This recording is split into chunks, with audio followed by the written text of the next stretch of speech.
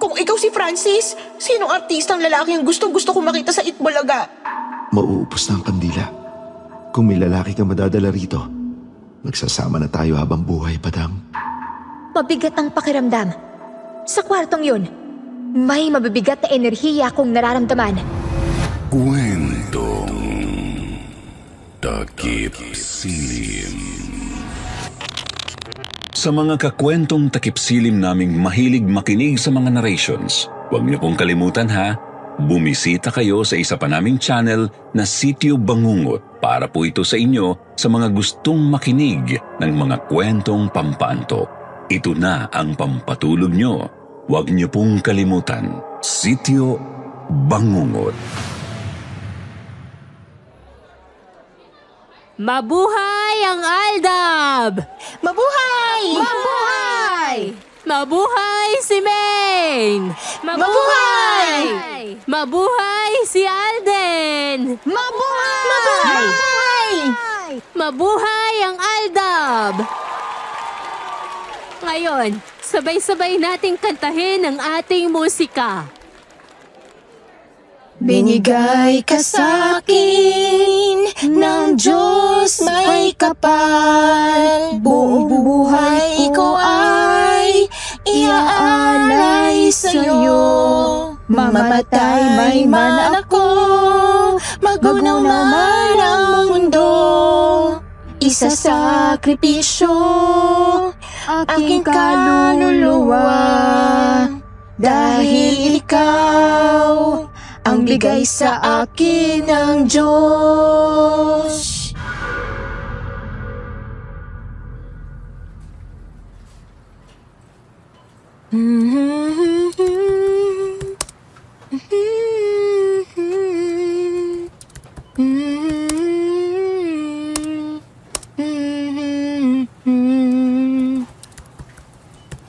$3,500 po, ma'am.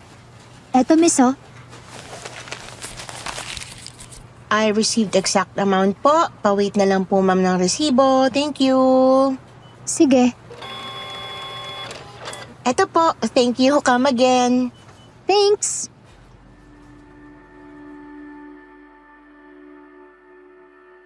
Dear Sir Jupiter, ako si Badang, nakatira sa San Miguel, Bulacan. Dati akong cashier sa isang grocery store sa aming bayan.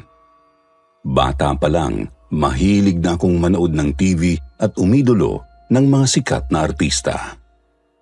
Naging mundo ko na talaga ang telebisyon at labis akong napapasaya ng mga artistang hinahangaan ko. Lalo pa ng mga panahon na madalas nagkakaproblema ang mga magulang ko. Kaya hindi ko akalain na ang aking pagkahumaling sa TV ay magdadala sa akin ng mga nakakakilabot at masasamang mga karanasang hinding-hindi ko makakalimutan.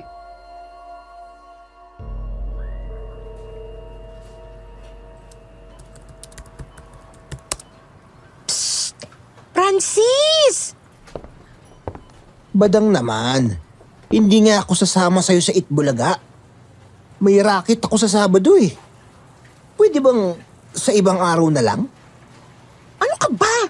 Nakapagpa-reserve na ako para sa ating dalawa. Tsaka may reservation na rin tayo sa conference ng Aldab Nation. Ikaw kasi, ang hilig-hilig mo sa artista. Dati puro ka Ricky. Tapos ngayon naman, Aldab. Ano bang mapapala mo pag nakita mo ang Aldab? Tao lang naman yung mga yan. Tumatai din naman yan. May mga kulangot din naman yan. Special kasi sila na tao, magandang itsura, may talent, at saka nakikita sa TV. Hindi katulad natin, hindi na nga tayo mga kagandahan, wala pa tayong ibang talent, kundi ang maging masipag sa grocery store na to. Ikaw, baggage, ako cashier, di ba? Tayo mga mahihirap, ang libangan lang natin mga artista. Kaya sige na, best friend, samahan mo na ako. Ako na bahala sa pagkain mo, sagot ko na. Libre mo. Tapos Angel's Burger. Ako kahati mo sa buy one take one. Arte mo, ililibre ka na nga, inaartehan mo pa ako. Sige, ngayon, footlong naman ililibre ko sa'yo na may kasamang soft drinks. Sige na, best friend. Huwag mo naman ako hayaang mag-isa sa Maynila. Baka mamaya mamanyak pa ako ng mga lalaki doon. Hoy, Badang baka ikaw pa ang magmamakaawa na manyakin ka ng mga lalaki dun. Pero sige, since best friend naman tayo, sasamahan na kita. Pero sa katapusan, papautangin mo ko. Oo, sige na nga. Basta Sabado, okay? Dali lang. Ay, good morning, ma'am. Dito na po kayo. Cash po ba, ma'am, o card?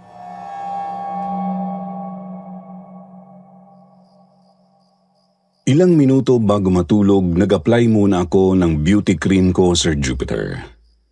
Kahit hindi kagandahan, sinisiguro kong maayos pa rin akong tingnan. Noong bata ako, insecure ako sa mga magaganda.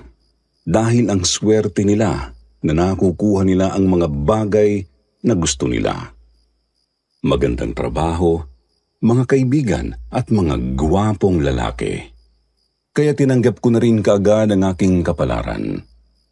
Dahil hindi ako maganda, hanggang pangarap na lang ang mga bagay na gusto ko. Hindi pa ako nagkaka-boyfriend at ini-imagine ko na lang ang boyfriend ko sa katauhan ng mga lalaking nakikita ko sa TV. Kabilang na ang super crush ko mula pa noong bata na si Ricky. Sa katunayan, meron siyang malaking picture sa likod ng cabinet ko na matagal nang nakadikit simula pa noong year 2000. Lagi ko itong pinagmamasdan at kinakausap bago matulog. Hi, Ricky, my one. Hindi ko pa pala nababanggit sa'yo. Bukas pupunta kami ni Francis sa Itbulaga. Uy, huwag ka magselos ha. Uy, hindi ka kay Francis magsiselos. Ba't ka naman magsiselos sa kanya Mas mukha pa tao ang unggoy dun. Ang sinasabi ko, huwag kang magsiselos kay Alden. Kasi naman, syempre bukas makikita ko siya. Baka magkatitigan kami. Uy, syempre walang mali siya yun kasi masaya na silang dalawa ni Maine sa isa't isa at ikaw pa rin ang the best para sa akin. Siya, isa lang ang dimple, ikaw dalawa. Kaya, huwag ka na dyan magtampururot. Ikaw pa rin ang pipiliin ko forever and ever. Kahit nasa heaven ka. Sir Jupiter, alam kong kakaiba ang magkagusto sa isang taong yumao na. Pero wala naman sigurong masama, di ba? Wala naman sigurong masama na habang buhay kong inaalala at ina-appreciate ang isang taong minsan na ring naging bahagi ng mundong ito at wala kong balak na ihinto ito hanggang sa aking pagtanda.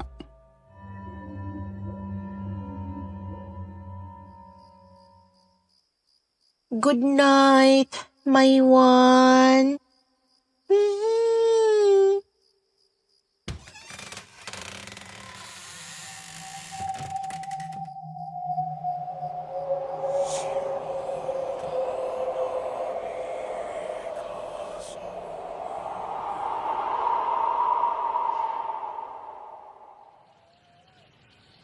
Francis! Dali!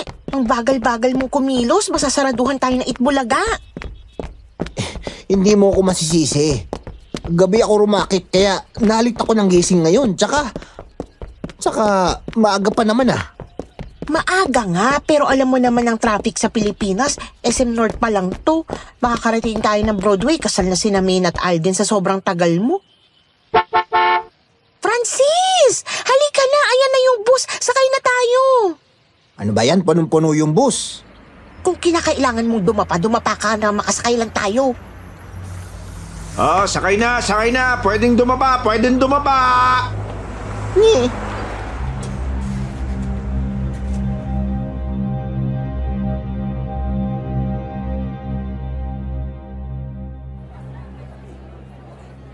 Pasensya na ho kayo, ma'am. Wala na talaga Di na kayo makakapasok. Dapat dito maaga pa lang nakapila na. Kuya Guard, nagpa-reserve na nga kami. Nagpa-reserve ako sa kakilala ko. Puno na ho sa loob, ma'am. Bakas kami nakausap nyo. Nagbayad po ba kayo, ma'am?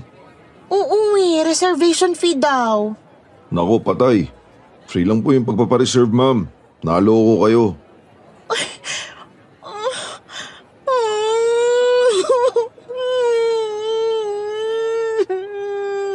Naku, Badang. Hayaan mo na. Araw-araw naman may Itbulaga eh. Pumunta na lang tayo next time, okay? Kainis naman! Palpak! Ang palpak!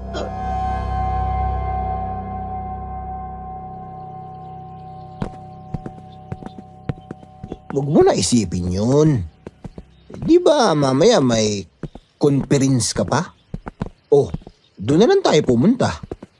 Hindi ko naman makikita si Alden dun eh. Alden? O sige, ganito na lang. Isipin mo ako si Alden. Oh, ha? Oh. Hi, fans! Alden? Vic Soto yan eh. Di ba ganun si Alden? Kumakaway-kaway kay Maine? Hi, fans! Ayun, oh. Pa-bebe wave dapat. Tama na nga. Ang layo naman kay Alden kahit siguro tigyawat ni Alden hindi mo magiging kamukha. Uy, grabe ka. Parihas kaya kami may dimples ni Alden. Sige na nga. Smile ka nga. Oh, ayan, oh. Cheese. Tingnan ko nga. Ayan, oh. Al nga. Oo, Alden nga. Ang kulit. Hindi. Alan K. Bakit Alan K? Kung talaga basag trip ka eh, no?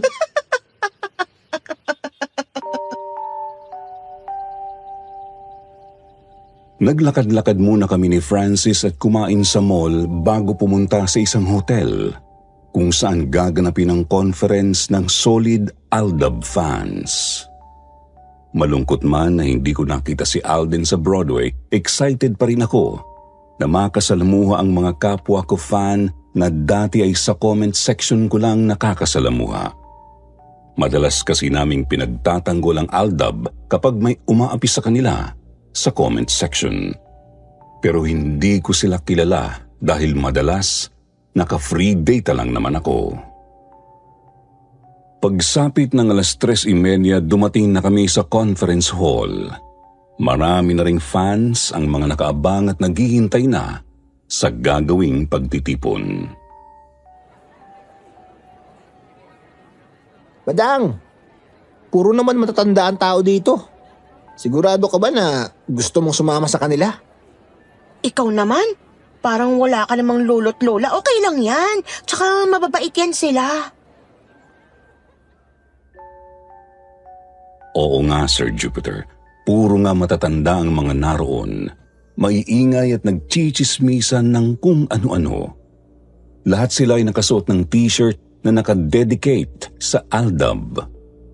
May mga malalaking tarpaulin din ng tandem na nakasabit at mga lobo sa paligid. Parang may birthday celebration na rin.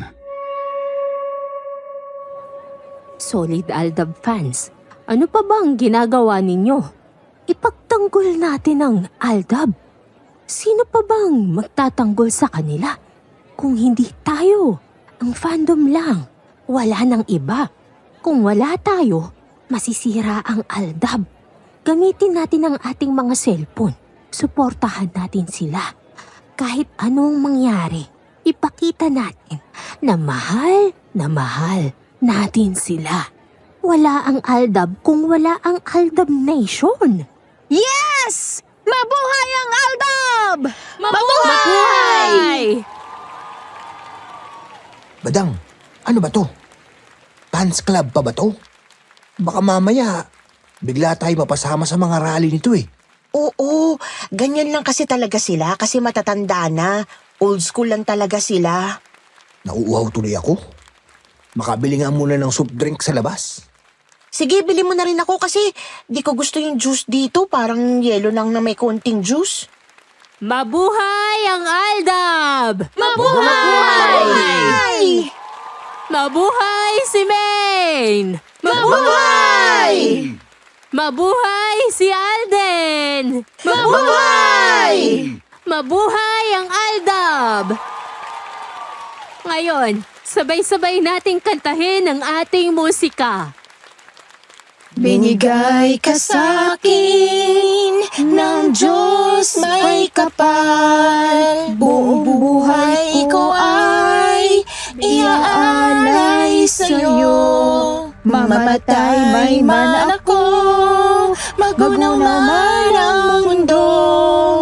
Isasakripisyo aking kaluluwa.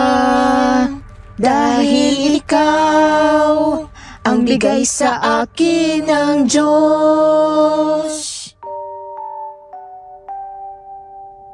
Medyo napapaisip na rin ako, Sir Jupiter. Sa edad kong 27, ako ata ang pinakabata na naroon sa loob ng conference hall. Marami kasi sa kanila ay nasa 50s o 60s, kaya nagtingin-tingin pa ako kung mayroon bang kaedaran ko lang. Hanggang sa makita ko ang isang babaeng nakaitim. Para siyang emo, nakasalamin at may ginagamit siyang iPad sa pagpicture. Dahil makapal naman ang mukha ko, walang hiya akong lumapit sa kanya para makipagtsikahan.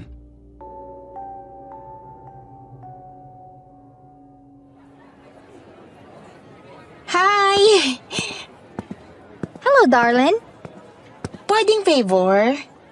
Of course! What is it, darling? Pangit kasi camera ng cellphone ko, cherry mobile lang to. Okay lang ba na picturean mo ko katabi ng tarpaulin ni Alden, tapos send mo na lang sa FB ko? Sure, pero i-share it ko na lang sa'yo. Want mo? Oo nga pala. Okay, ready? Sige, may camera 360 ka ba? Meron. Sige, dito na lang, okay? Smile! Aha!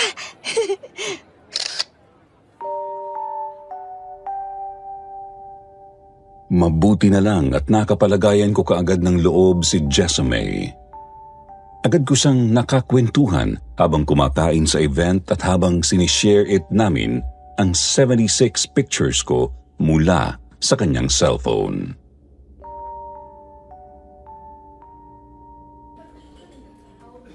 Buti nakita kita rito. Alam mo ba? Akala ko, ako na pinakabata dito. Bakit? Ilang taon ka na ba? 27. Oh, di bata ka nga. Bakit ikaw? Mukhang nasa 20s ka lang din ah. 43 na ako. Ay, sorry. Nagulat ako. 43? Ikaw? Pinagluloko mo naman nata ako. Oo nga. 43 ako. Paano nangyari yun? Mukha kang pang mas bata sa akin. Skincare lang. Saka sa jeans ng pamilya, ganon. Ay, kakaingit naman. Ang unfair talaga ng mundo. Sana ako din. Tapos ang kinis mo pa. Parang wala kang pimples eh. Ang swerte mo naman. When the Botox is good, everything is possible. Try mo. Ay, ayoko. Baka magmukha akong sugar mommy. Malapad pa naman ang face ko. You're so funny. Ang malas-malas ko, no? As in sa lahat. Alam mo ba ngayon, hindi ako nakapasok sa Itbulaga. Hindi ko tuloy nakita si Alden. Bakit naman? Na-scam ako sa FB ng mga nagpapakilalang mga taga-Itbulaga. Ang bobo ko, no? Sayang, yun pa naman ang pangarap ko. Ang makita si Alden sa personal. Grabe naman yung nang scam sa'yo. Dapat maparusahan yan. Bigay mo nga sa akin ng pangalan. Ako nang bahala. Bakit? Ano namang gagawin mo dun? Kukulamin ko. Ha? Ayaw mo? Mangkukulam? Mangkukulam ka? Oo. Tapos sinasabi mo lang sa akin yung secret mo? Hindi ko naman secret yan. Marami din namang nakaalam. Totoo ba? Uy, wag mo akong kukulamin ah. Bakit ko naman gagawin yun? Sa masasamang tao lang ako nagagalit, katulad ng mga magnanakaw. Ay hindi, wag na. Wag mo nang anuhin yung nang scam sa akin. 150 lang naman yun. Ah, ganun ba? Balang araw, makikita ko din si Alden sa personal. Nababasa kong isip mo. Ha? Bukod kay Alden, may isang tao ka pang gustong makita sa personal, ano? Ha? Wala. Aminin mo na. Isang patay na tao ang gusto mong makita. Ginagawa mo lang excuse si Alden kasi minsan, nakikita mo itong taong ito sa kanya. Uy, walang ganun na. Fan ako ni Alden. Fan ako ng Aldab since Kalye serye. Oo nga, pero bago si Alden, may isang taong nandyan sa puso mo at hindi mo mabitawan. Siya ang taong gustong-gusto mong makita. At darling, matutulungan kita para makita siya. Itim na kandila? Tuwing Biyernes, 3:00 ng madaling araw, sindihan mo tong itim na kandila. Pumarap ka sa salamin. At makikita mo mismo sa salamin ang taong gustong-gusto mong makita. Hindi lang makikita, pwede mo rin siyang kausapin. Talaga? Malalaman mo kung susubukan mo. Gusto mo ba? Heto, hawakan mo ang kandila, Badang. Alam mo totoong pangalan ko? Hawakan mo ng maigi at mararamdaman mo na hindi ako nagsisinungaling. Sige. Sige, susubukan ko. 5K lang yan. 5K? Uy, grabe naman. Sige, 4 na lang. Wala talaga. Sige, last na. 3-5. Kasi... Oh, 2-5. Deal? Okay. Oh, everybody sing! Binigay ka sa'kin ng Diyos may kapal. Buong buhay ko ay iaalay sa'yo. Mamamatay may man ako, magunaw man ang mundo.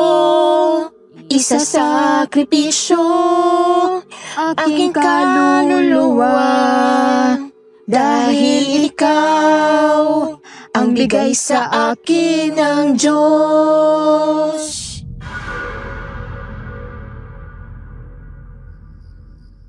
Bandang 3:00 ng madaling araw, humarap ako sa salamin.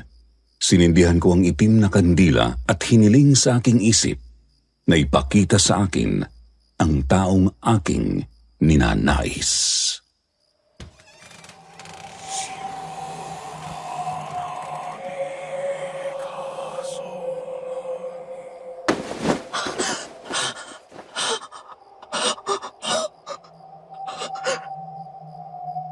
Nakapikit ako at kinakabahan. Hindi ako sigurado sa ginagawa ko. Unti-unti kong nararamdaman ang paglamig ng hangin. Badang, Isang malamig na pamilyar na boses ang lumapit sa akin at bumulong sa tenga ko. Ricky, Idinilat ko ang aking mga mata at kitang-kita ko. Nakangiti at nakaharap sa akin ang isang matangkad na lalaki.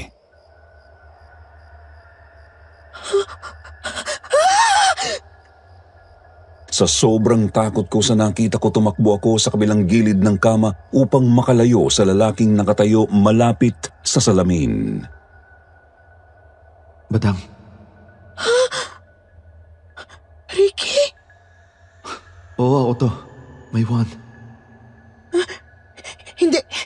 Panaginip lang to. Badang, gumising ka. Hindi pwedeng totoo to. Badang, gumising ka na. Pwedeng panaginip lang ako. Pero hindi ka ba masaya, Badang, na nagkita na tayo? Paano? Patay ka na. Oo, pero ang mahalaga, binigyan ka ng pagkakataong makita mo ko. Hindi ba? Naku, pasensya ka na. Nagambala ba kita? Gusto mo, bumalik ka na sa pinanggalingan mo. Kasalanan ko to. Nastorbo ba kita? Hindi. Masaya ako na makita ka, Badang. Ayaw mo ba? Hindi naman sa ganun. Kaya lang, parang hindi tama eh. Kung ayaw mo, hipan mo lang ang kandila. Mawawala na rin ako kagad. kitang-kita ko ang lungkot sa mapupungay na mga mata ni Ricky. Nakakatakot man na nakakita ako ng yumaong tao, agad na ring lumambot ang puso ko sa kanya. Totoo bang ikaw yan? Oo, ako nga to. Maywan. Maywan? Oo, naririnig ko kung paano mo ako kinakausap gabi-gabi. Matagal na kitang sinusubaybayan. At masaya ako na gumawa ka ng paraan para magkita tayo. Madam, napakaganda mo pala sa malapitan. Hindi naman masyado. Ikaw naman, Belre. Halika, tumabi ka sa akin, Badang. Tabi? Gaano ka close? Mukha namang mabait siya, kahit pa naguguluhan ako kung anong klaseng nilalang siya. Kung multo ba siya o totoong tao, o kung ano. Pero dahil sa malambing niyang boses at maamo niyang mukha, nabawasan na ang takot ko at lumapit na ako sa kanya. Pasensya ka na. Hindi ko alam ang tamang paraan kung paano ka kakausapin eh. Huwag ka nang kabahan. Trato mo ako na parang kaibigan. Eto, hawakan mo ang mga kamay ko. Umawak ako sa malamig niyang mga kamay. Para lang akong nakahawak sa malamig na hangin, pero sa mga panahong yun, ramdam kong totoong totoo ang lahat. Sobrang gwapo mo. At ang bait pa. Kung nabubuhay ka lang. Oo, posibleng mangyari yun, Badang. At ikaw makakatulong sa akin para mabuhay akong muli. Mabuhay muli? Tuwing 3:00 ng madaling araw, araw ng Biyernes, tawagin mo lang ako gamit ang itim na kandila. Sa mga araw na yon, ituturo ko sa iyo kung paano mo ako matutulungan.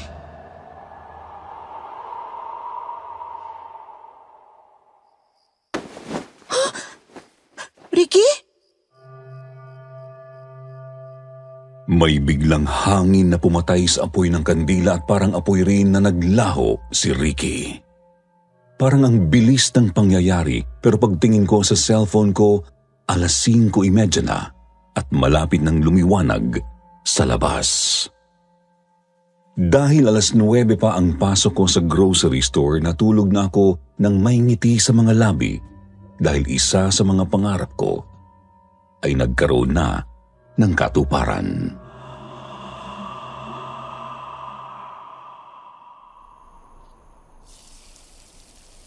Ma, labas na ako.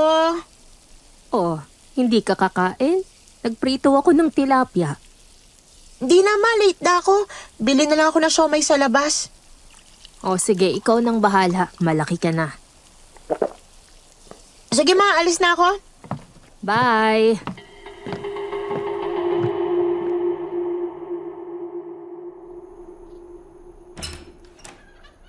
Ano ba itong kwarto ni Badang? Bakit ang kalat? Balahura talaga yung babaeng yan. Hindi ba lilinisin ko na lang nang umaliwalas na rin ang kwartong ito. Ay, sobrang kalat. Parang hindi babae. Ay! Ano yun? May kumakatok. Sa cabinet ba galing yung katok? Ay! Ano yun? Ay, bigla akong kinabahan. Ano bang nangyayari sa kwartong ito? Bakit may kumakatok sa cabinet? Baka pinagmumugaran na ng mga dagang cabinet na ito. Abay, titingnan ko na nga lang nang makita ko na kung ano ba talagang meron sa cabinet na ito.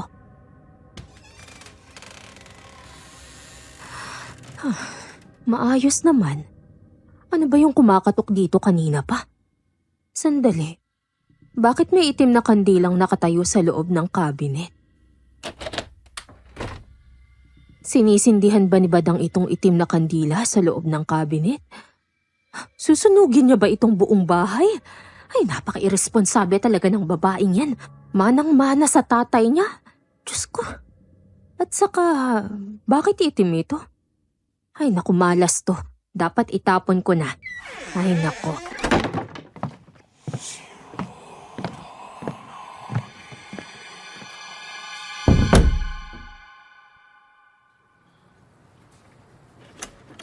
Binigay ka sa'kin ng Diyos may kapal. Na na na na na na na na na na na na na. Aba, Badang, ang saya mo ah. Para kang nanalo sa witing. Ay nako, Francis. Higit pa rin ang nangyari sa akin kanina. Hindi ka maniniwala. Aba, kung hindi ka nanalo sa witing, di, nanalo ka sa luto? Basta. Alam ko namang hindi ka maniniwala kaya hindi ko na lang sasabihin sa'yo. Pero ito na lang ang masasabi ko, Francis. May boyfriend na ako! Wow! Boyfriend? Kapri ba yan? Baka duwindi. Magtigil ka nga. Sino nga? Wala naman akong nababalita ang manliligaw mo ah. Basta, isang gwapong lalaki. Matangkad, moreno, medyo chinito. Grabe siya makatitig. Damang-dama ko na mahal niya ako, Francis! Nagkita kayo? Saan naman? Di sa bahay. Nagpapasok ka ng lalaki sa bahay nyo? Naku Badang, wild ka na ah. Basta. Sa susunod na Biyernes magkikita ulit kami. Kailangan magpaganda ako. At saka, bibili ako ng mga magagandang damit. Paganda? Ibig sabihin, magpaparituki ka. Ay, loko-loko ka talaga.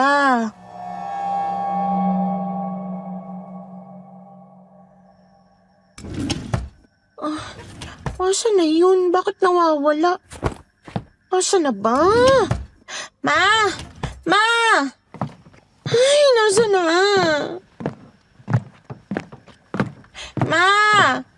Ma! Oh, ano bang problema?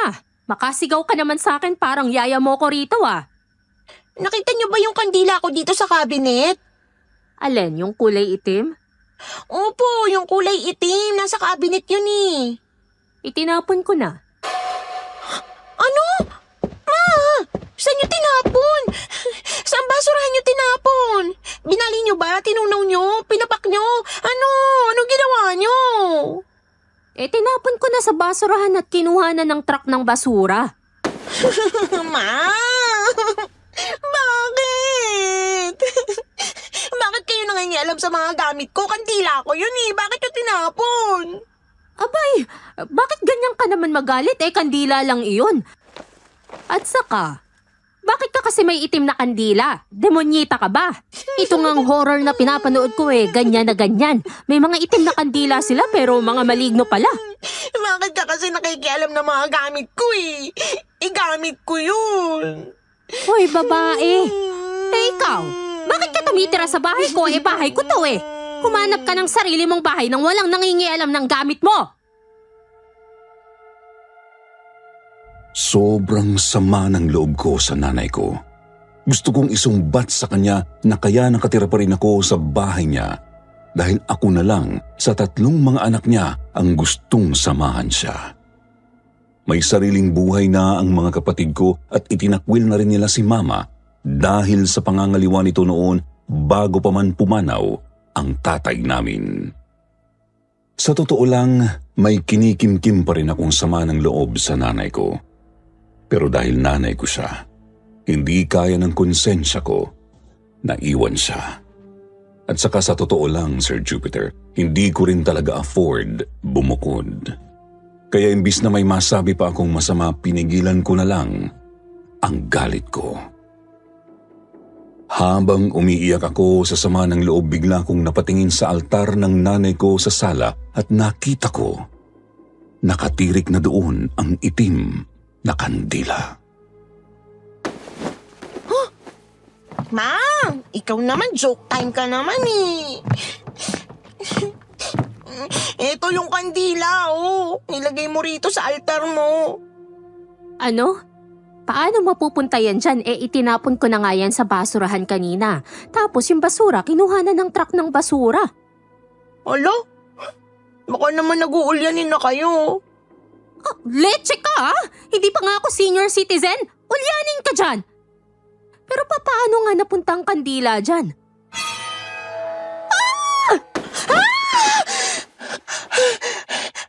Bakit? Bakit ka nagulat? Bitawan mo yan! Bitawan mo yan! Sinasabi ko sa'yo, Badang, may sa maligno ang kandilang yan. Ayoko! Pupunta na ako sa kwarto ko. Nakakatakot! Ano ba yan si Mama? Kailangan na yata magpa-check up eh. Pero ang mahalaga, hindi niya natapon tong itim na kandila. Mabilis lang na lumipas ang mga araw, muli na namang sumapit ang Biyernes. Pasado 3:00 ng madaling araw, humarap ako sa salamin para tawagin ang espiritong gusto kong makita. Badang, Ricky? Nagbalik ka? syempre naman, hindi ako nawawala. Palagi ako nasa tabi mo. Alam mo, munti ka nang mawala sa akin. Kinuha ng nanay ko yung kandilang to eh. Ang mama ko talaga napakapambihira. Buti na lang at naitabi lang niya to sa altar. Alam mo, para hindi mo na problemahin ng nanay mo, may naisip akong solusyon. Ano yun? Patayin mo siya. Ano ka ba nanay ko yun? Hindi ko magagawa yun. Natatakot lang kasi ako na baka dumating ang panahon na saktan ka niya o pagsalitaan ka niya ng hindi maganda. Pero, hindi ko magagawa yun. Nanay ko siya eh. Bakit mo nasabi yun? Ang totoo niyan, binibiro lang kita. Alam ko naman na hindi mo magagawa sa nanay mo yun eh. Ikaw talaga. Palabiro ka talaga. Halika, umupo na tayo sa kama. Sige, May gusto rin sana ako itanong sa'yo. ano yun? Ano ba talagang nangyari sa inyo ng girlfriend mo nun? Bakit kayo naghiwalay? Bakit mo na itanong? Unresolved mystery yun dito sa Pilipinas eh. Gusto ko sanang malaman mismo tungkol sa'yo kung ano ba talagang nangyari. Wala na akong maaalala. Ang mga alaala ng nakaraan ay nagmistulang abo na lumipad kasama ng hangin patungo sa kawalan. Ganun ba? Gumawa na lang tayo ng panibagong memorya, Padang. Yung ikaw at ako lang ang naroon. Bakit naman hindi? Siyempre naman. Kaya lang may problema. Ha? Ano yun? Isa lang akong espiritu at wala tayong mahabang panahon para magkausap at magkasama. Oo nga eh. Sana totoong tao ka na lang. Yung kaya kong mahawakan na parang tao. Makakadate ko sa labas, makakasama kong manood ng Itbulaga at kiligin sa Aldab, tsaka makakaramay ko sa buhay sa hirap at ginhawa. Totoo, mangyayari lamang ang lahat ng yun kung totoong tao ako. Pero huwag kang mag-alala. May paraan para mangyari yun. Paano? Magdala ka dito ng lalaki. Ganitong araw at oras. Kailangan mong ialay sa akin ang katawan ng lalaking yun. At yun ang magiging bagong tirahan ng aking kaluluwa. At kapag nangyari yun, mabubuhay na ako muli. At maaari na natin gawin ang mga binabalak nating dalawa. My love. Ganun ba? Ang ibig bang sabihin nito? May tao kang kailangang sapian? Anong mangyayari sa kaluluwa niya? Maywan? Bago pa man masagot ni Ricky ang tanong ko, namatay na ang sindi ng kandila at muli na naman siyang naglaho. Napapaisip ako sa sinabi niya at natuwa dahil mayroon palang paraan para muli siyang magkaroon ng katawang tao. Ay, Diyos ko. Anong nangyayari kay Badang? Sinong kinakausap niya?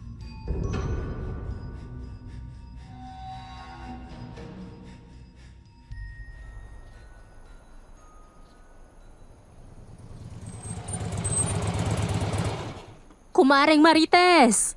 Buti at dumating ka na. Kanina pa kita hinihintay. Siyempre naman, Maring Ditas. Ang layo-layo ng bahay niyo, no?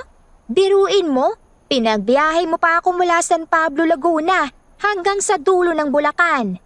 Kasi naman, kailangan ko ng tulong mo. Alam kong matutulungan mo ko sa problema ko. Kasi kung ano-anong kamalignuhan ang nasasaksihan ko sa bahay na ito. May mga kumakatok, biglang dumadaan at nawawala. At yung kandila na itinapon ko, nakabalik dito sa bahay ko. At ito namang anak kong si Badang. Tama na. Nararamdaman ko na sila. Ha? Mare, mabigat. Mabigat ang pakiramdam. Sa kwartong yun, may mabibigat na enerhiya akong nararamdaman. Kwarto ni Badang yang itinuturo mo. Tara, samahan mo ko. Sandali, natatakot tuloy ako. Halika, magdasal tayo. Ama namin, na nasa langit, gabayan mo po kami sa aming pagpasok sa kwartong ito. Ako po'y nagpapakumbaba at humihiling ng inyong proteksyon.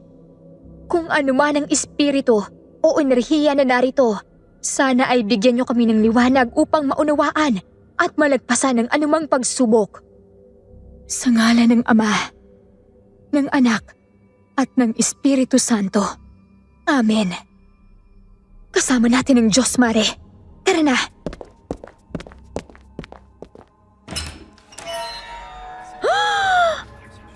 Marites, ano?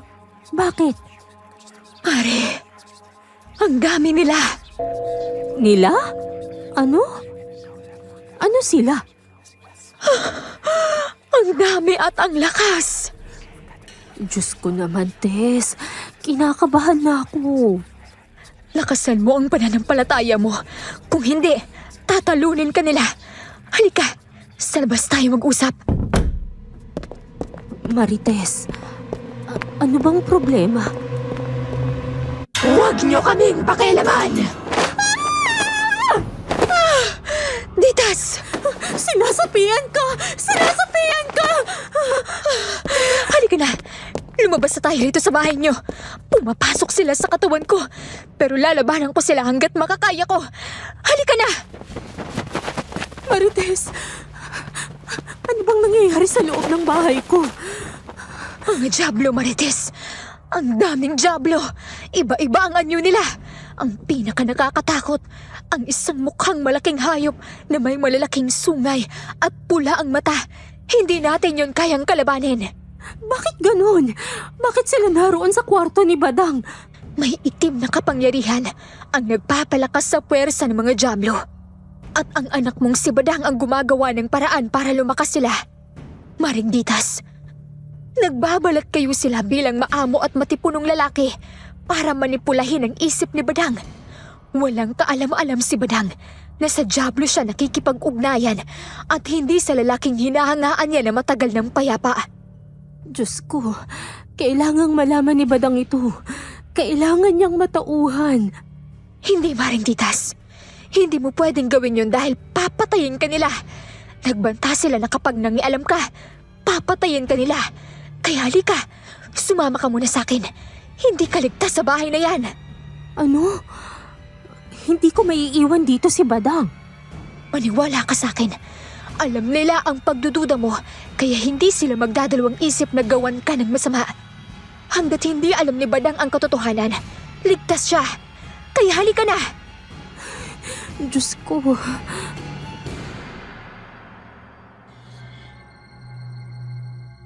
Isang gabi, umuwi ako ng bahay nang hindi ko nakita ang nanay ko. Hindi ko na lang pinansin dahil minsan talaga sinusumpong siya at nagkukulong na lang sa kanyang kwarto. Habang inaayos ko ang mga pinamili kong damit sa ukay, narinig ko ang nanay ko na kumatok sa pinto. Nak, kakain na. Sige ma, wait lang.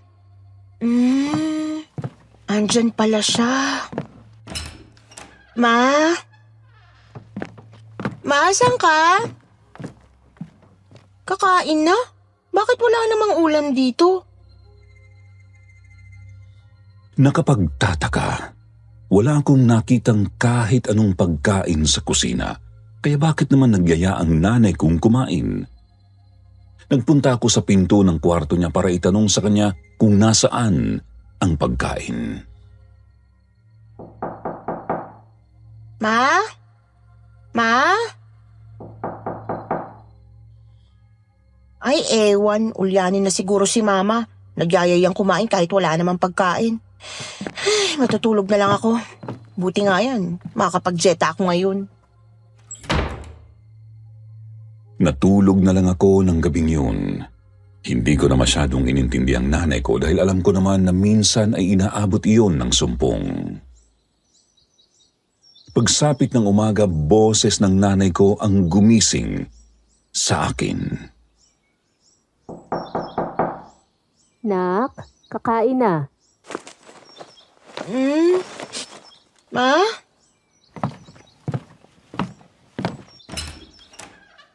Oh, nasaan na naman yun? Anong kakain na? Wala na ngang pagkain dito, oh. Ano ba yan si Mama? Ma! Buksan mo to! Ma! Ay, ano ba nangyayari kay Mama? Nakadrugs ba siya? Bahala ka dyan kung sinusumpong ka. Kakain na lang ako sa labas. Hindi ko ulit pinansin ang pangdidedma sa akin ng nanay ko at inisip ko na baka naman nagtatampo lang dahil sa pinagawayan naming itim na kandila. Paalis na ako ng bahay nang isasarado ko na ang pinto, isang boses na naman ang narinig ko. Ingat ka, anak. Ma? Narinig ko ang boses sa may bandang sala lang. Pero paanong agad na nakapunta ang nanay ko sa sala kung nagkukulong siya sa kanyang kwarto? At nang buksan ko ang pinto, hindi ko siya nakita ron. Ano yun? Ano nangyayari? Nasaan ba talaga si Mama? Bumalik ako sa pinto ng kwarto ng nanay ko. Kinatok ko ito ng kinatok pero wala pa ring bumubukas. Ma, ano ba? Buksan mo tong pinto, Ma! Anak, sige na. Punta ka na sa trabaho. Ayos lang ako. Sigurado ka? Oo. Sige na at mauhuli ka na sa trabaho. Sige. Lumabas na ako ng bahay at naglakad na paalis pero nag-aalala ko. Kinutuban na ako na may kakaibang nangyayari. Paglingon sa bahay, nakita ko ang mama ko sa bintana. Seryoso siyang nakatingin sa akin. Mama? Sino tumatawag? Hello? Sino to? Badang, ako ito, ang mama mo. Ma! Ano? Sandali. Bakit ka tumatawag? Sandali. Habang nagsasalita ang nanay ko sa telepono, nakita ko siya sa bintana. Nakatitig pa rin sa akin. At wala naman itong hawak na telepono. Umalis ka na dyan sa bahay. Wag na wag kang magtitiwala sa kahit na kanino. Bakit? Hello, Ma! Muli kong nakita ang nanay ko sa bintana at sa pagkakataong yun, ngumingiti na siya na tila nang iinsulto. Sino ka? Biglang naglakad paalis sa bintana ang nanay kong ngumingiti. Sobrang natakot ako sa nakita ko kaya kumaripas ako ng takbo. Nagmadali akong pumara ng tricycle para tuluyan ang makalayo sa bahay. Tricycle! Tricycle, para! Para!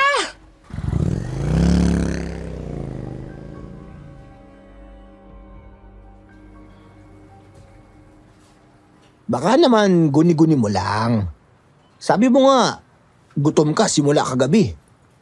Tingin mo guni-guni ko lang ba talaga yun? Oo, kung wala talaga doon ang nanay mo, ibig sabihin akala mo lang nakita mo ang nanay mo. Pero Hindi naman pala.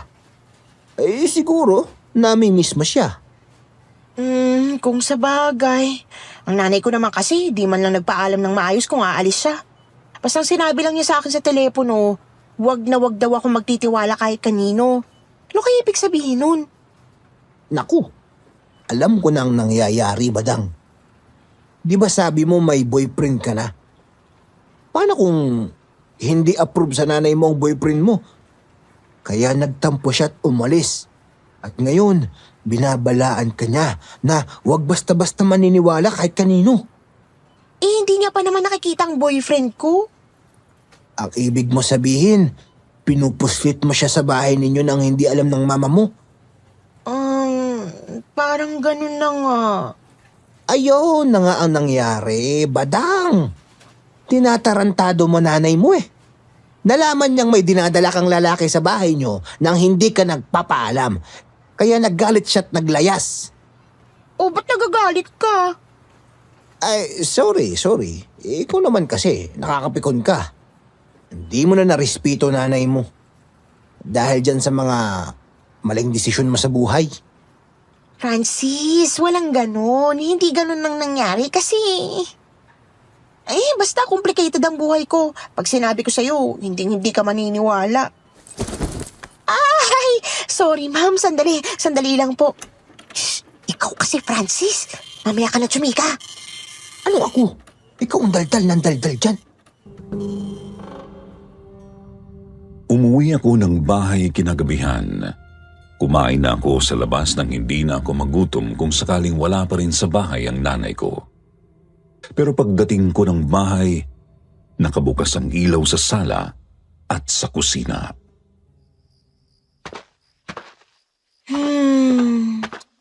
Umuwi na kaya yung nanay kong ulyanin?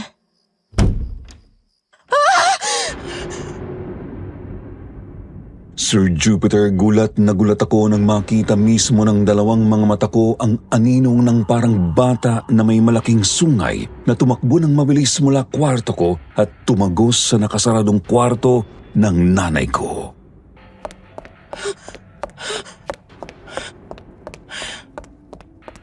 Nilakasan ko pa rin ang loob ko at nagpunta ako sa kusina. Kumuha ako ng susi para buksan ang pinto ng kwarto ng nanay ko. Mama? Binuksan ko ang ilaw. Hindi ko nakita ang nanay ko sa loob. Naglakad pa ako papasok sa kwarto at nagmasid-masid. Nagpunta ako malapit sa malaking salamin at nakita ko doon ang family pictures namin na kumpletong pamilya kasama ang yumao kong tatay. Kinuha ko ang frame at tiningnan. Napangiti ako at inalala ang mga panahon na kumpleto at masaya pa kami.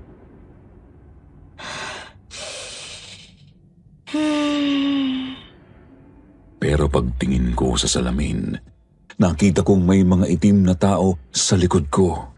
May mga mahahabang sungay at kulay pula ang mga mata. Marami sila at may bata pang kasama.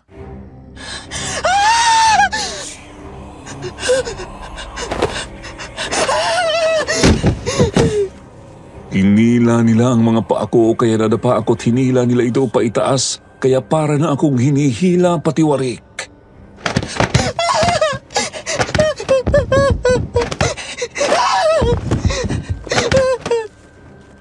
Nakatayo na ako ng baliktad. Nakikita ko na ang mga paa ko sa itaas at ramdam ko na ang sakit ng pagkakapatong ng ulo ko sa sahig. Isang maitim na bata ang binababa ang kanyang ulo sa harap ko at ngumiti. Nakakatakot ang kanyang pulang mga mata pero mas tumindi ang takot ko nang unti-unti niyang binubuksan ang bunganga niya na may matatalas at mahahabang mga ngipin na parang kakainin ang buong ulo ko.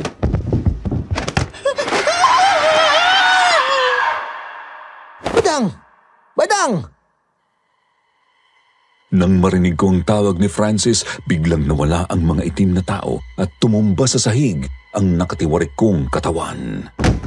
Pumasok si Francis sa kwarto kung saan naabutan niya akong nakadapa at namimilipit sa sakit. Badang! Anong nangyari sa'yo? Aray ko, Francis! Tulungan mo ako! Tulungan mo ako!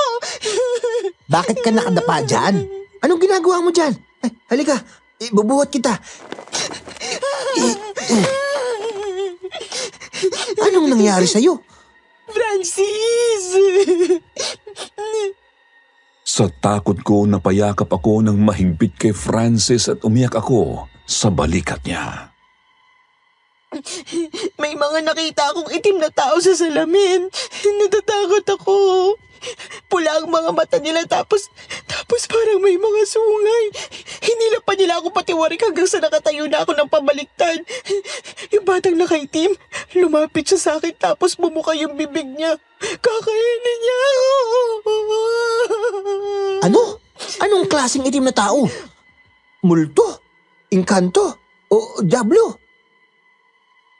Habang kinakausap ko si Francis, nakita ko sa pinto ng bahay ang itim na mga tao.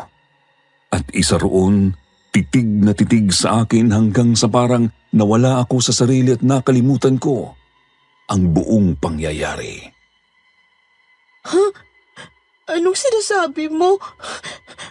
Tsaka, bakit ka nandito sa bahay? Sandali ah. May sinabi ka lang na may nakita kang itim na tao na may sungay na hinila ka patiwarik. Tapos yung bata, parang gusto kang kainin. Ano? Wala akong maalala eh. Bakit naman yun mangyayari sa akin? Napaka-OA naman nun. Ba't ka ba nandito? Madaling-madali kang umuwi kanina eh. Nakalimutan mo tong cellphone mo. Abay buti, nakita ko. Salamat ah. Tinatawagan ko kasi yung nanay ko, di naman sumasagot. Umayos na nga yata talaga yun dito sa bahay. Baka sumama na sa lalaki niya.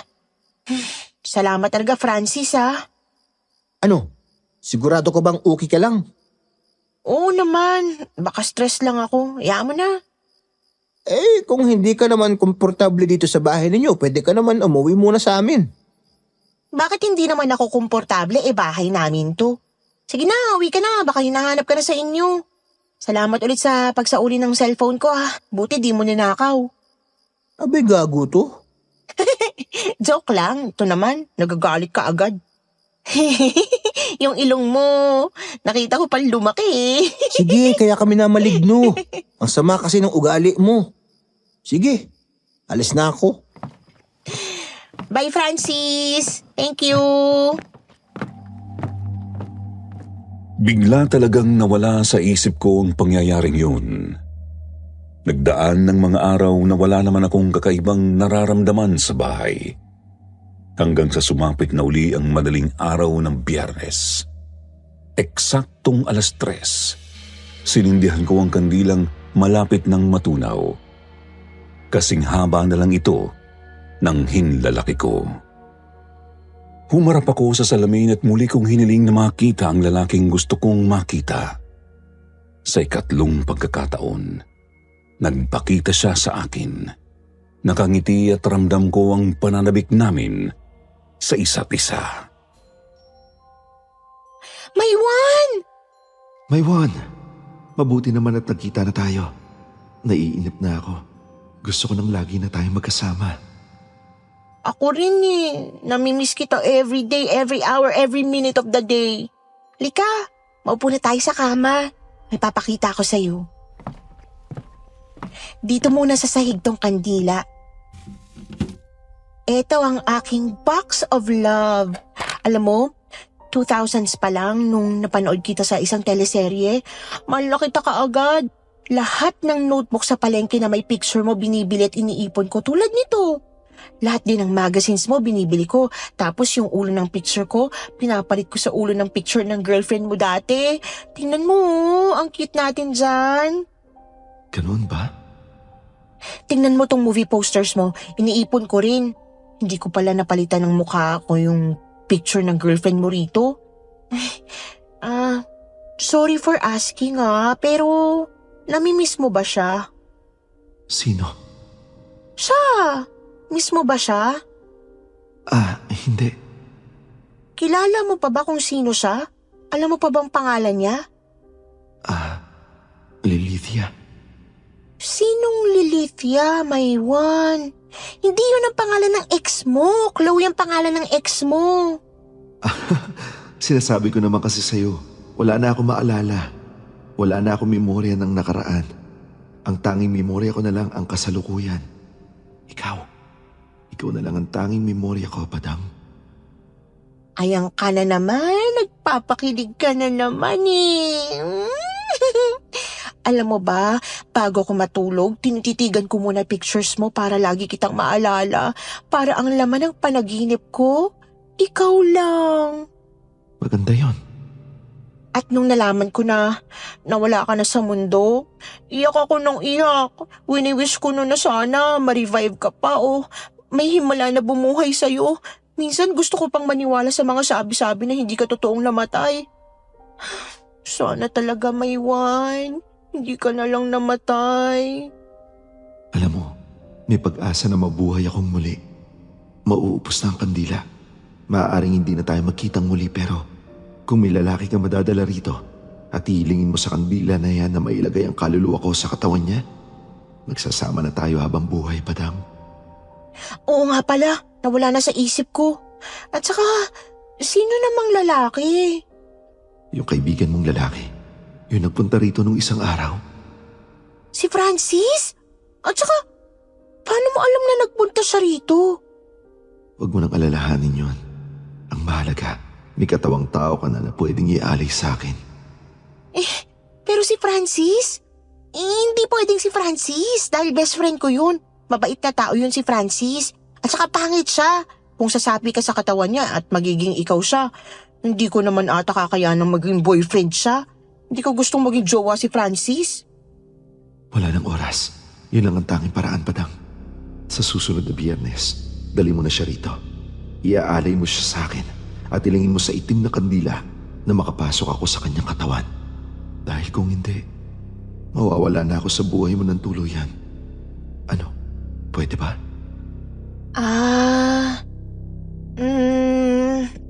Susubukan ko. Ang swerte ko talaga sa'yo. Aasahan ko yan. Mahal na mahal kita, Badang. May one?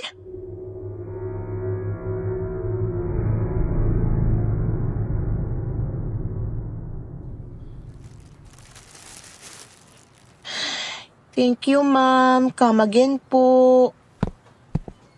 Uy, Badang. Ano nangyari sa'yo? Ba't naman parang lubat ka? Wala to, Francis. Masama lang talaga pakiramdam ko. Hindi pa rin ba umuwi nanay mo? Hindi nga. Bahala na nga siya sa buhay niya. Alam mo, paano kung ngayon ikaw naman na mag-effort para hanapin ang nanay mo? Bakit pa? Baka sumama na nga yun sa lalaki niya. Nakita ba mismo ng mga mata mo na sumama siya sa lalaki niya? Hindi, pero kilalang kilala ko ng nanay ko. Matanda na yun pero mahilig pa rin sa lalaki yun. Pero paano kung hindi? Paano kung nasa mahirap siya na kalagayan ngayon? Badang, akin lang. Gawin mo muna ang makakaya mo para malaman kung nasa na nga ba ang nanay mo. Ba't ba concern ka kay nanay? Aminin mo nga sa akin, may relasyon ba kayo ng nanay ko? Ikaw siguro boy-toy ka ng nanay ko, no? Ay, naku, Badang. Hoy, Francis! Joke lang yun, ano ka ba?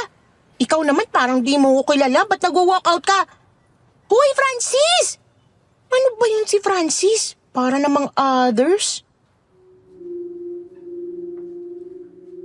Maghapon akong hindi kinibuo ni Francis noong araw na yun. Kaya sumama na rin ang loob ko sa kanya. Sa isip ko kasi nagbibiro lang ako na masyadong sineryoso ni Francis. Nairita ako sa kanya at sa isip ko para makapagiganti parang gusto ko nang patulan ang gusto ni Ricky na angkinin ang katawang tao niya. Kaya naisip ko noon na kailangan ko siyang suyuin nang sa gayoy mapapayag ko siyang sumama sa akin sa susunod na Biyernes.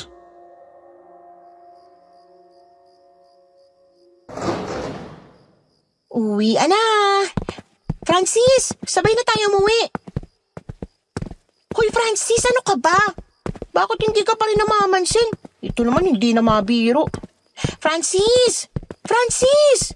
Sandali nga lang. Ikaw nakakairita ka na kung makatampo ka para kang babae. Francis, hoy! Migsika ko sa'yo, importante. Francis!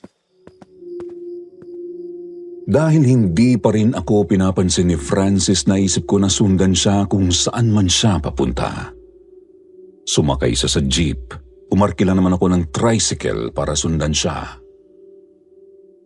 Pero nagulat ako na hindi bahay ang pinuntahan ni Francis kundi ospital. Hinabol ko siya bago pa siya makapasok doon. Francis! Badang, bakit mo ako sinundan dito? Ikaw kasi, ayaw mo pa akong pansinin. Sorry na, Pati na tayo, joke lang talaga yun. Alam ko naman na hindi ka papatulan ng nanay ko kasi... O, alam ko na sasabihin mo. Magjo-joke ka na naman sabihin mo, pangit ako. Hindi naman mahilig ang nanay ko sa mas bata, ano ka ba? Tsaka, hindi ka pangit. Sino may sabi nun? Sasakalin ko. Cute ka kaya, kamukha mo si Alden. Ayan, pag wala masyadong ilaw, talikod ka pa ng konti para mas Alden na Alden. Oh, tumawa ka. Nakita ko yun. So, bati na tayo? Oo na. Apology accepted. Okay, sige. Best friends forever, Ay, best friend forever. Sige na, umuwi ka na. May pupuntahan pa ako Oo nga. Ba't ka pupunta dyan? Ay, kasi, Sinama ako ni Francis sa loob ng ospital. Naka-admit pala roon ang nanay niya dahil sa cervical cancer. Binisita niya lang ang nanay niya na halos hindi niya na makausap dahil palagi itong nanghihina. Pero nakita ko na binubulungan ito ni Francis na lumaban lamang at huwag sumuko. Maraming taong nagsisiksikan sa ward kaya hindi kami pwedeng magtagal doon. Binabantayan na rin kasi ng tatay ni Francis ang nanay niya kaya agad na rin kaming lumabas ng ospital.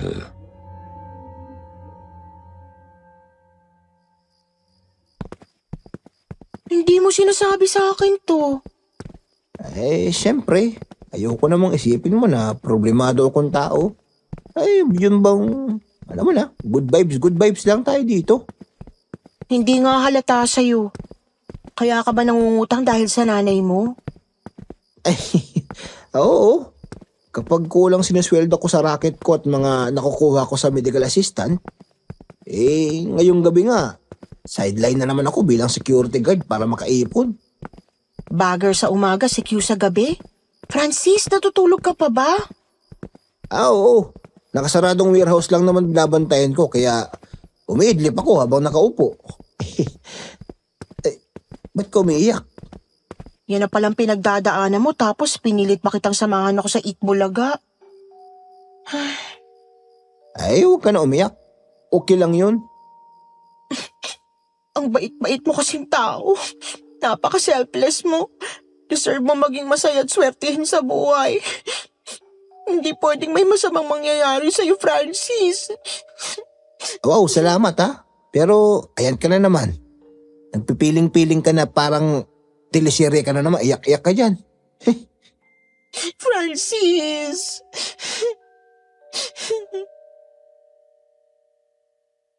Hindi ko na mapigilan ang mga luha ko sa pagtulo at niyakap ko ng mahigpit si Francis. Mali na pumayag akong ialay ang katawang tao niya sa isang espiritu. Aba, yakap talaga Ay, sige. Wala namang problema. Pero huwag ka na umiyak. Ayos lang ako. Pagpasok ko sa bahay, ang una kong ginawa ay sunugin ang natitirang itim na kandila sa kalan. Desidido na ako. Naihinto ang pakikipagkita ko sa espiritu niya para hindi niya na magawa ang gusto niyang gawin kay Francis. Pero habang sinusunog ko ang kandila, unti-unting nawawala ang apoy. Ano ba to? Ba't ayaw bumukas? Ang sunod kong ginawa, kumuha ko ng posporo at gasera, pero palyado ang posporo. ayaw nitong sumindi. Ano ba? Bakit ba ayaw? Ano bang nangyayari? Kukunin ko na ang kutsilyo para tagain ang kandila pero nung kukunin ko ito sa drawer, isang itim na kamay ang pumigil sa akin.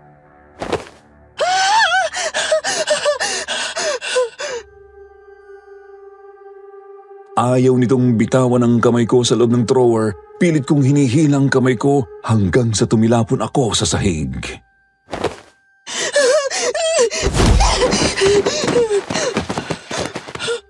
Pero naramdaman ko na isang itim na lalaking may sungay ang umakbay sa akin. Anong ginagawa mo, Maiwan? Ayaw mo na ba akong makita? Bitiwan mo ako! Tulong! Tulong! Nararamdaman ko na dinidilaan ako ng mahahaba niyang dila sa aking tenga at bumubulong ng mga nakakatakot na salita. Akin ka at gagawin mo ang lahat para makasama mo ako habang buhay.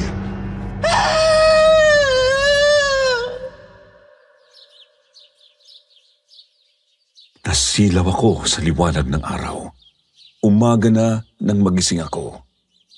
Una kong hinanap ang itim na kandila pero hindi ko na ito makita.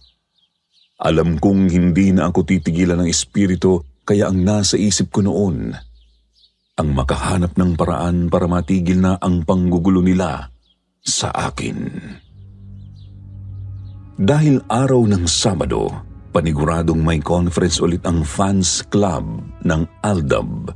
Kaya nagpunta ako roon sa pag-asang makikita ulit doon si Jessamy. Mabuhay ang Aldab! Mabuhay! Mabuhay! Mabuhay si Maine! Mabuhay! Mabuhay si Alden! Mabuhay! Mabuhay ang Aldab! Jessamy! Oh, Badang! Kumusta? Salamat naman na nandoon pa rin si Jessamy. Kinausap ko siya at inimbitahan sa isang coffee shop. Pumayag naman at doon ko na sinabi ang lahat ng nangyari simula nang ibigay niya sa akin ang itim na kandila. Darling, if that's the case, hindi yung artistang kinahuhumalingan mo ang natawag mo, kundi mga jablo. Sana pala sinabi mo sa akin na posibleng mangyari to. Hindi ko na sana ginawa. Kung ikaw ang businesswoman, hindi mo sasabihin ang issue ng binibenta mo. Ay, palagay ko na nahimik na sa langit yung artista. Kaya yung mga jablo na lang na nasa bahay niyo ang nagpanggap na artista para linlangin at makuha ang gusto niya. Mali talaga. Hindi ko dapat na ginawa to. Ang tanga-tanga ko. At ikaw naman kasi. Lo, bakit ako? Tumutulong lang naman ako sa mga hopeless romantic na kagaya mo. Ano bang pwede kong gawin para matapos na to? Sige, sumama ka sa bahay ko. May ibibigay ako sa'yo. May sariling kotse si Jessamy kaya agad kaming pumunta sa bahay niya sa Quezon City. Maliit lang ang bahay niya pero maganda at malinis. Normal na bahay ang itsura at hindi naman mukhang pangmangkukulam tulad ng inaakala ko. Naghintay ako sa sala habang kinukuha niya ang gamit niya sa loob ng kanyang kwarto. Badang? Darling? Heto, kutsilyo. Bakit kutsilyo? Magbabalat ka ng mangga. Ha? Heto naman. Let me explain kasi. Etong kutsilyong dinasalan ko at nilagyan ko ng kapangyarihan. Kapangyarihan para pumuksa ng demonyo na makapagbabalik sa kanilang pinanggalingan. Ay, anong gagawin ko? Isaksak mo sa puso ng Diablo. Kapag nakita mong Diablo sa kahit na anong anyo niya, gawin mong lahat para maisaksak mo ito sa puso niya. Siya at kanya mga alipores ay babalik kung saan sila nararapat at hinding-hindi ka na nila guguluhin pa. Salamat, Jessamy. Sana gumana. Itago mong mabuti yan sa parte ng katawan mo. Mailap sila at hindi sila magpapakita basta-basta. Kaya siguraduhin mong nakahanda ka anumang oras. Oo, tatandaan ko. 5,000 na lang para sa'yo. 5,500 kung kailangan mo ng case. Ano? May bayad pa rin? Syempre no, namuhuna din kaya ako dyan. Sige na nga, 2,500 na lang ulit. Bali 3K kasama na ang case. Nilalakasan ko ang loob ko. Hindi na ako natatakot. Inaabangan ko ang muling pagpaparamdam ng mga itim na nilalang para magawa ko na ang mga dapat kong gawin. Pero naging mailap sila sa akin nung mga sumunod na araw. Wala akong magawa kundi ang maghintay. Pumapasok ako sa trabaho at umuwi ng maaga sa pag-asang magpaparamdam ulit sila. Miyerkules habang break time sa grocery may tumawag sa cellphone ko.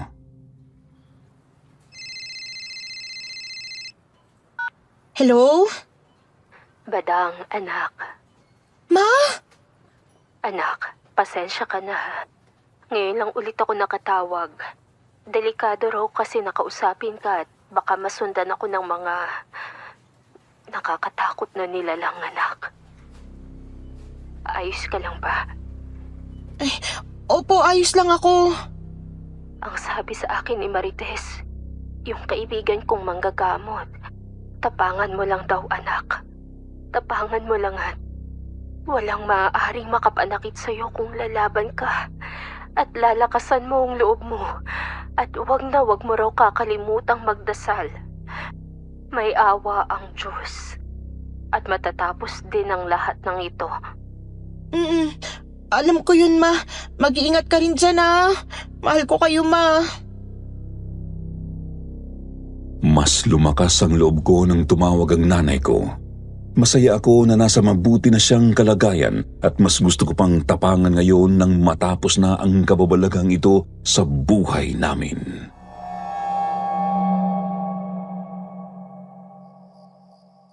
Huwebes ng gabi, pagkatapos ng duty namin sa grocery, nagpresenta akong sumama kay Francis sa ospital para madalaw ang nanay niya at makapagdasal na rin sa chapel doon. Lord, hindi po ako madasali na tao. Marami po akong pagkakamali. Masyado rin po akong nabuhay sa gawa-gawa akong mundo kaya may mga bagay na nagawa ako na hindi dapat. Sana patawarin mo po ako at gabayan niyo po ako sa mga susunod kong laban sa buhay. Ipinagdarasal ko po ang kaluluwa ng mga yumao na sana'y manatili sila sa piling mo, masaya at payapa. Pilayo niyo po kami sa mga masasama. Si Mama Dita, sa mga kapatid ko at ang pamilya nila, pati na rin po si Francis. Sana gumaling ng mama niya at sana lagi niyo po siyang gabayan sa mga ginagawa niya para sa kanyang pamilya. Isa siya sa may pinakamabuting puso na nakilala ko kaya sana matupad din ang mga dasal niya. Kayo nang bahala, Lord. Amen. Alam mo, Badang, ngayon lang kita nakita magdasal. Oo nga, nakakalimutan ko madalas kaya sana maririnig pa rin ng Diyos ang dasal ko. Matik yan. Ako nga, pinagdarasal ko yung bigyan niya lang ako ng lakas araw-araw para makayanan ko ang mga pagsubok niya. Ate, araw-araw naman nararamdaman ko naman yon. Francis, nga pala, ito 5,000. Sana makatulong para sa mama mo. Ay, okay lang. Baka wala ka ng pera ha. May ipon naman talaga ako. Gagamitin ko pang abroad. Ayoko namang habang buhay akong cashier. Sige na, tanggapin mo na. Sigurado ka ba? Oo, Francis. Pangako. Babayaran kita. Huwag mo nang alalahanin. Tulong ko yan sa mama mo. Salamat, Bisprin ha. Ikaw nakakatawa kahit seryosong usapan. O bakit na naman?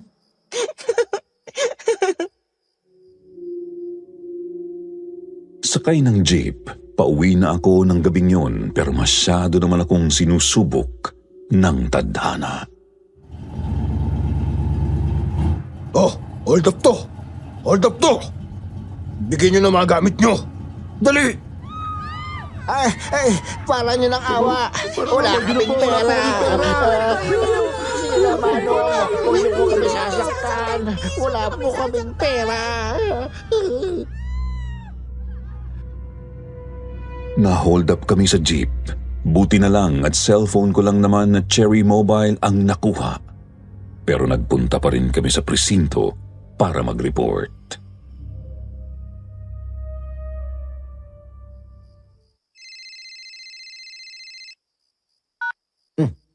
Badang, napatawag ka yata. Francis!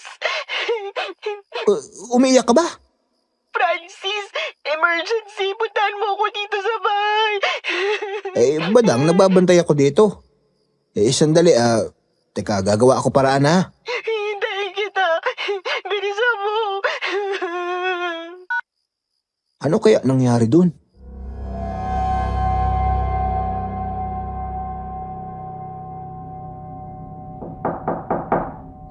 Badang! Badang! Badang! Nakabukas pala. Badang! Nasaan ka ba, Badang? Nandito ako sa kwarto ni Mama. Pasok ka! Badang?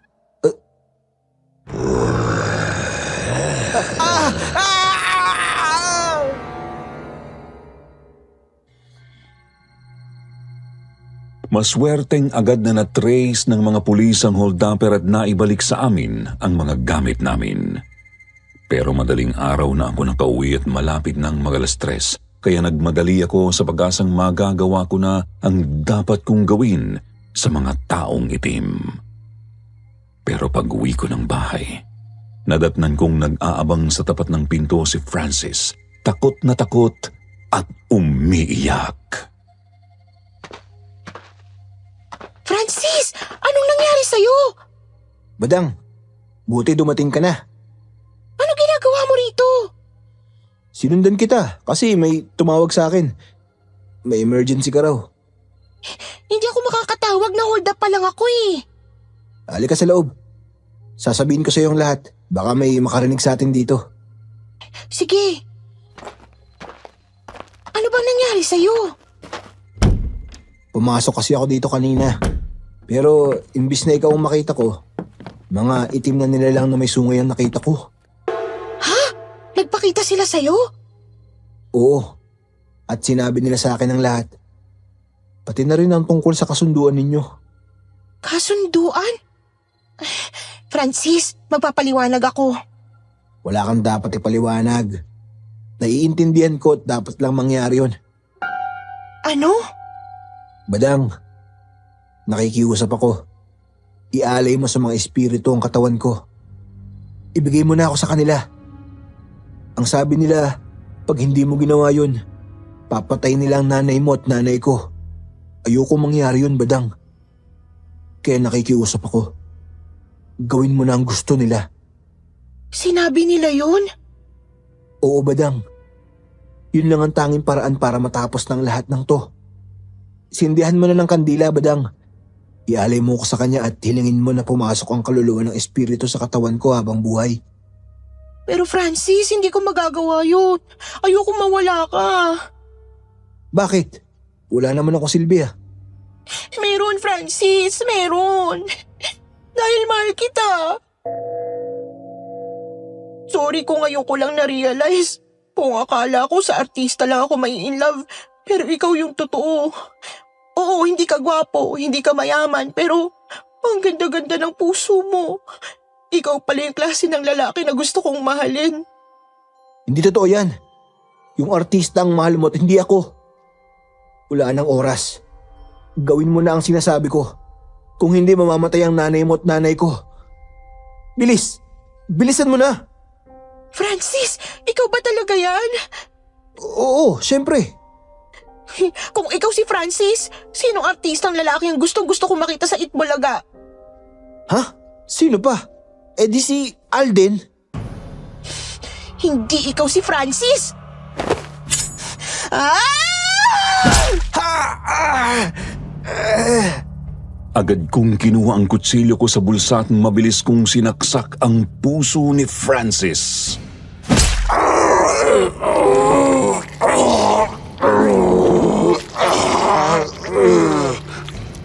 Habang sinasaksak ko ang puso ni Francis, biglang nagbago ang itsura niya. Nangitim siya, mabalahibo at may malaking sungay. Pula ang kanyang mga mata at matatalim ang ngipin. Sumisigaw siya sa sakit ng aking pagkasaksak. Unti-unti siyang naglalaho na parang tinutupok ng apoy. Maging ang iba niya pang itim na nilalang nakasama, nagsisigawan at unti-unting naglalaho.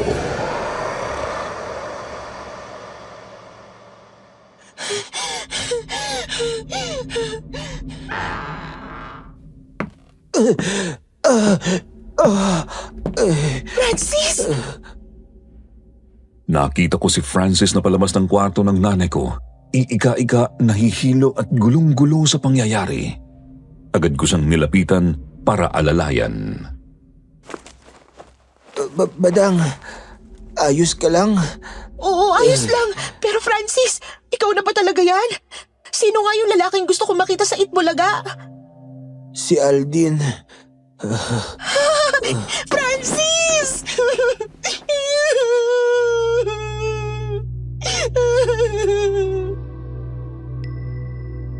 Sa pagkakataong iyon, sigurado na ako na siya nga si Francis. Kaya niyakap ko siya ng mahigpit. Mabuti na lang at hindi ako sa kanya totoong nag-confess ng feelings. Kung hindi, nakakahiya. Hihintayin ko na lang na siya ang magtapat ng pag-ibig kung pareho man kami ng nararamdaman para sa isa't isa. Binalita ko kay Mama na maayos na ang lahat. Pero sinabi niyang lilipat na lamang kami ng bahay dahil ayaw niya nang bumalik doon. May pera ang nanay ko kaya agad siyang nakakuha ng bagong bahay sa Laguna. Sinamahan ko pa rin sa doon gawa ng gusto kong bumawi sa kanya at wala din akong sariling pangrenta. Kaya ibig sabihin, kailangan ko na rin lumipat ng trabaho. Hindi naman sa akin nagtatapat si Francis, kaya okay lang na lumipat ako. Naiintindihan ko naman na hindi pa niya kaya magmahal dahil sa mga pinagdadaanan niya. Pero ang promise ko naman sa kanya na palagi akong magiging mabuting best friend. Habang nasa Laguna, nagtatrabaho akong manager sa isang boutique. Actually, may mga karanasan pa rin akong nakakatakot pero nilalakasan ko na lang sa pananampalataya. Nag-aral na rin akong magnihongo at inasikaso ang mga dokumento ko para makapag-Japan. Hindi muna ako nanonood ng TV. Talagang nag-focus ako na magkaroon ng magandang career at umasenso. Sa kasamaang palad, pumanaw ang nanay ni Francis pagkalipas ng 7 buwan. Dinamayan ko sa pagdadalamhati si Francis at agad naman siyang nakabangon dahil may tiwala siya sa plano ng Diyos. Dahil sa sipag at tiyaga ni Francis, nakahanap din siya ng magandang trabaho sa isang factory sa Bulacan. Mapalad ako na agad akong pumasa as store clerk sa Japan. Opo, cashier pa rin pero at least sa abroad. Nakakamiss man na naiwan ang buhay ko sa Pilipinas. Alam kong isang malaking bahagi ito ng buhay ko na kailangan kong mapagtagumpayan para mas bumuti ang aking buhay. 1 buwan bago ang flight ko papuntang Japan, niyaya ako ni Francis ng isang date sa isang simpleng restaurant sa Maynila. Habang nakaupo ako sa mesa, pumasok siyang naka-formal wear, suot ang maskara ni Alden Richards at kumakanta-kanta pa.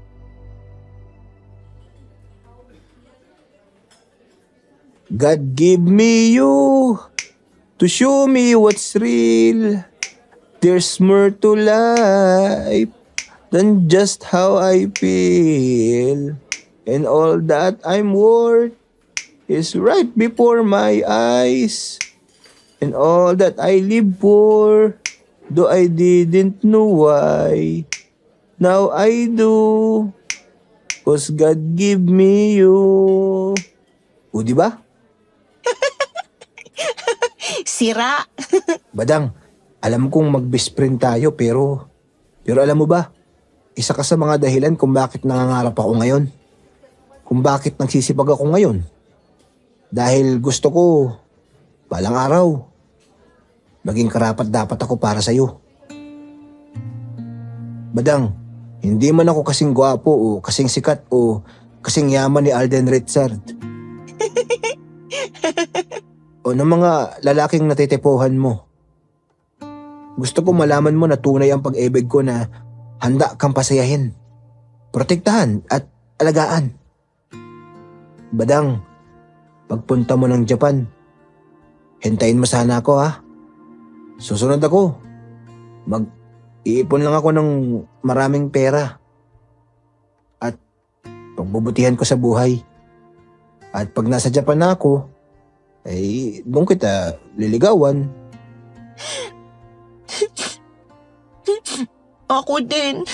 Pagbubutihan ko din dun. Aasahan ko yan. Hihintayin kita dun. Huwag mo ko paasahin. Hindi mangyayari yun. Nakakatakot, baka gamitan mo ko ng itim na kandila eh. Sira ka talaga. Tumayo ako at niyakap ko ng mahigpit si Francis. Sabihin mo nga ulit yung Alden. Alden.